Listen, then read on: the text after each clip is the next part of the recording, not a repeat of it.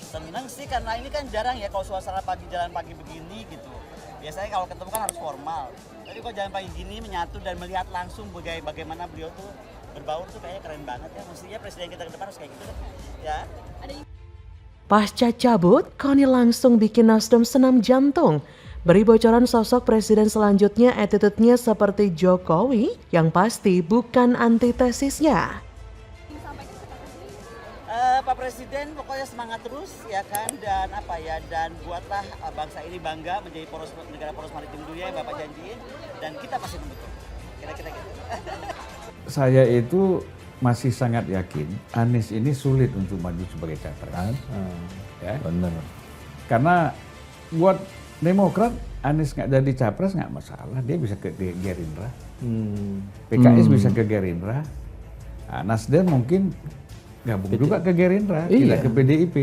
Ya, tapi calonnya ya siapa? Prabowo. Ya. Calon presidennya ya capresnya tinggal dibicarakan. Kalau tiga partai ini kan ikut belakangan. Ya, kalau kamu mau gabung sama kita nggak usah minta cawapres. Nah, cawapresnya siapa? Apakah pokoknya bukan dari koalisi perubahan ini, ya kemudian mungkin juga bukan dari PKB, tapi mungkin dicari yang orang luar yang memang bisa meningkatkan elektabilitas capresnya. Bahwa Ganjar dianggap belum selevel Jokowi, yaitu wajar. Karena Jokowi dulu juga bukan siapa-siapa sampai dia diberi kesempatan memegang kemudi negara. Tapi kalau kita beri kesempatan, saya yakin Ganjar pasti bisa. Memang beda standarnya. Dulu Jokowi dibandingkan dengan SBY. Ya jelas jomplang. SBY nggak ngapa-ngapain sedangkan Jokowi itu tipe pekerja. Sedangkan Ganjar sekarang dibandingkan dengan Jokowi tentu standarnya sudah tinggi sekali. Negara kita ini nggak bisa diperbaiki hanya dalam waktu 10 tahun saja. Kita harus melewati puluhan tahun supaya bisa jadi negara maju. Karena itu butuh pemegang tongkat estafet yang benar supaya semua program yang dibangun di era Jokowi bisa diteruskan dengan benar. Mantan anggota Dewan Pakar Partai Nasdem, Connie Rahakundini Bakri, kini memberikan efek kejut kepada Nasdem dan Surya Paloh. Pasalnya, tidak ada yang menduga bahwa Connie yang sebelumnya baik-baik saja dan terlihat loyal dengan Surya Paloh akhirnya memutuskan keluar meninggalkan Nasdem dan Surya Paloh. Connie Rahakundini Bakri berkata, keputusan itu diambil karena kecewa dengan perlakuan sejumlah elit Nasdem. Ia juga kecewa banyak saran yang tak didengar, termasuk soal pencapresan. Ia menilai Nasdem adalah partai besar yang seharusnya mencalonkan kader sendiri sebagai capres. Tapi saran Connie ini tidak didengar. Bahkan setelah keluar pun, Connie juga masih membuat Nasdem senam jantung. Pasalnya saat bertemu dengan Presiden Joko Widodo di area Car Free Day CFD di Jalan Sudirman Tamrin, Jakarta, Minggu 14 Mei 2023. Connie menyebut bahwa presiden selanjutnya harus seperti Jokowi. Karena Connie begitu kagum dengan kesederhanaan dan loyalnya Jokowi saat berbaur dengan masyarakat, yang menurut Connie keren banget attitude-nya. Jadi dengan kata lain, Connie ini tentu tidak sedang membicarakan Anies yang merupakan antitesis Jokowi. Di mana Nasdem juga begitu murahan ingin berkuasa dengan mencalonkan Anies. Memang jika diperhatikan pada momen Car Free Day tersebut, Presiden Jokowi tampak beberapa kali turun dari sepeda untuk berbaur dan bersuah foto dengan masyarakat. Salah satunya adalah warga yang bernama Nugi. Nugi berasa senang karena dirinya bisa bertemu Presiden Jokowi di sekitaran Bundaran Hotel Indonesia. Terlihat masyarakat lain juga sangat antusias ingin berebutan foto dengan Presiden Jokowi. Presiden selanjutnya memang haruslah seperti Jokowi karena rakyat sudah bisa menilai dan merasakan bagaimana kualitas kinerja dan sikap Presiden Jokowi kepada rakyatnya. Selama 2 periode ini, semboyan kerja benar-benar dilakukan beliau. Bukan cuma wacana ya. Pembangunan yang mangkrak di era sebelumnya dilanjutkan. Yang dulu baru wacana, tapi hingga bertahun-tahun hingga puluhan tahun tidak dapat terrealisasi oleh Jokowi pun diwujudkan. Tidak berlebihan juga banyak tokoh masyarakat yang memuji kinerja Jokowi. Bagi mereka yang mau membuka mata dan hati untuk melihat fakta bahwa pembangunan di era Jokowi bagaikan hujan di musim kemarau yang membawa kesejukan dan kesegaran untuk yang kekeringan. Melihat berbagai fakta yang ada, menjadi tidak heran jika sebagian besar masyarakat Indonesia merasa begitu puas kepada Jokowi. Kepuasan tersebut sudah otomatis mempengaruhi elektabilitas Capres yang didukung Jokowi pada 2024 mendatang.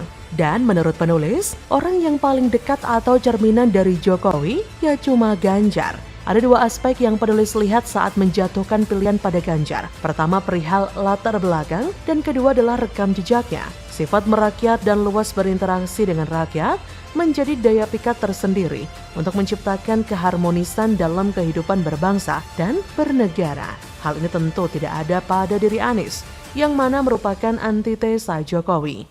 Anies tidak akan pernah bisa seperti Jokowi, karena misi Anies hanya akan menghancurkan hasil kinerja Jokowi nantinya. Hal inilah yang mungkin menyebabkan para elit dan kader Nasdem yang masih waras seperti Koni Rahakundini Bakri memilih untuk mundur serentak meninggalkan Nasdem. Dan menuju 2024 ini, partai-partai pengusung Anies meredupnya pun sudah mulai tampak. Berbagai hasil sementara lembaga survei menunjukkan tren penurunan. Kesetiaan para pemilihnya di 2 pemilu lalu diperkirakan akan mengalami surut. Sembrono, itulah kata yang tepat untuk menggambarkan tingkat ketidaklayakan dari pilihan Partai Nasdem tersebut. Mungkin hasil itu baru sementara, juga hanya berdasarkan hasil survei. Namun, secara jelas terlihat bahwa Anies dan Nasdem tidak akan menang. Bagaimana menurut Anda?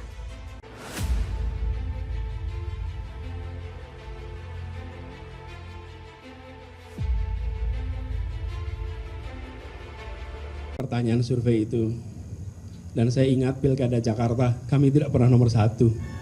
Hasilnya bahkan seminggu sebelum Pilkada kami ditempatkan nomor 3.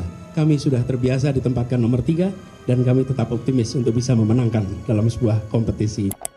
Waduh, gawat Run. Anies dipercaya rakyat sebagai capres terngibul. Menurut survei SMRC terbaru, Ganjar dinilai paling jujur. Rakyat sudah cerdas. Nah, kalau yang konsisten di sini kan sebenarnya Anies.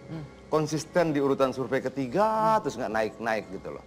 Mau deklarasi, tidak deklarasi, Ganjar ya ketiga aja. Itu satu hal yang luar biasa menurut saya. Gimana tuh konsistensi Mas Solid? Itu yang kemudian disentil tadi tuh sama Mas Adia. bukan disentil. Loh, kita memuji konsistensinya loh. Konsisten di urutan ketiga itu susah loh. Ayo Mas Solid. Sebentar.